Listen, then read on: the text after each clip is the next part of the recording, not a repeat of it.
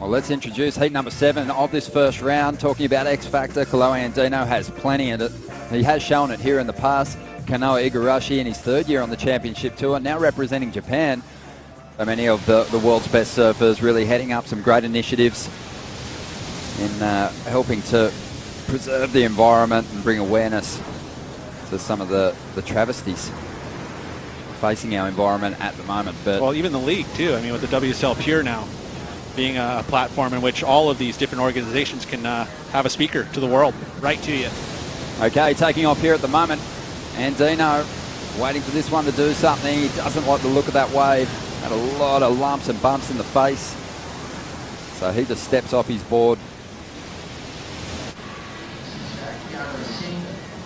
And here we go, back to live action. Out in the lineup, Keanu Asing up. That silky flow the Hawaiian maintains down the line, ironing out some of those bumps. We'll see what kind of damage he did on the outside. Did he let go of any major turns?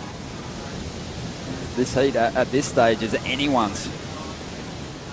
Well, we're already halfway done. I mean, the time has flown by here, so it has slowed up with this lower tide, not as consistent. We do have the swell kind of starting to back off. We had all that really strong wind, which, you know, the thing is about places like the East Coast here is that the swells pick up super quickly and they dissipate really quickly, because as soon as the wind drops off, so does the swell.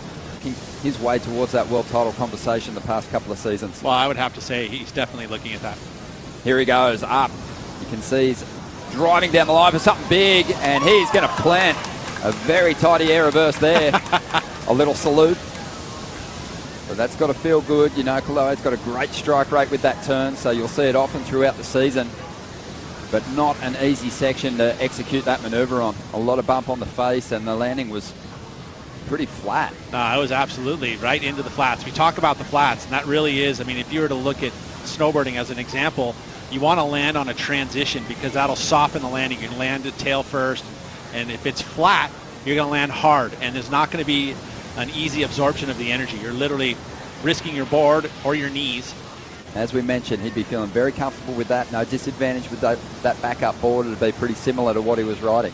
Well, for sure. I mean, and again, like if you look at the replay here, pretty much you could see it being telegraphed. I was like, okay, where's that section going to be? And there it was. There's that landing. You see how he almost double pumped it too, you know, just preparing for the landing.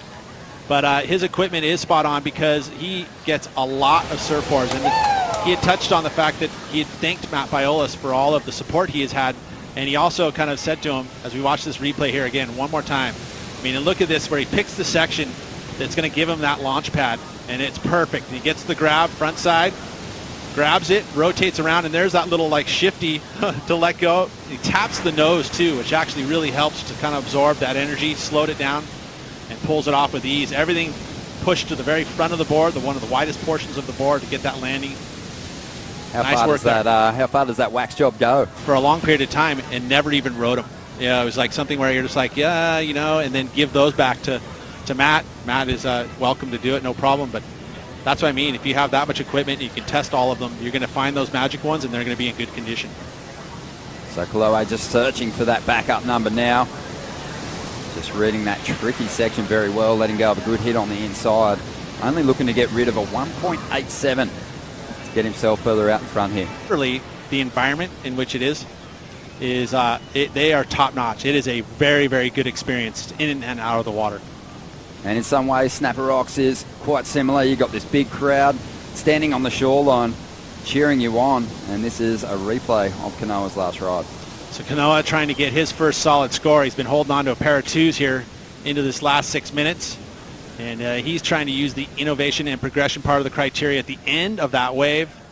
In the section there, not enough juice to get his board back under his feet, and goes down. So probably another mid-range score for Kanoa. You know, you have to travel to get that comfort, and he's done that. And so he's good in all types of conditions like that. Igarashi up at the moment, trying to hang on to this exit. Yeah, I think a little tricky there. Biggest concern would be really is developing that true consistency through an entire season. You'd think that, hey, he might just get himself in the mix going into the final event of the season. Well, and especially with the format changes, you know, in the points. You know, there's a bit of a difference, significant points difference between first and second. So here we go. Andino once again. Nice little wall. Not one of the bigger waves, but it does allow him to let go of some pretty different turns, that variety coming into play. Really just searching for a decent backup. He's trying to get rid of a 2.4 here.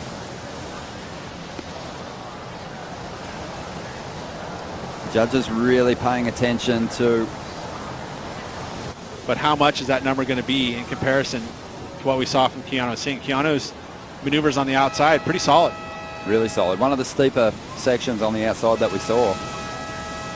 And we'll find out the results of that last heat in just a moment. We're going to take a quick break. You're watching the Quiksilver Pro.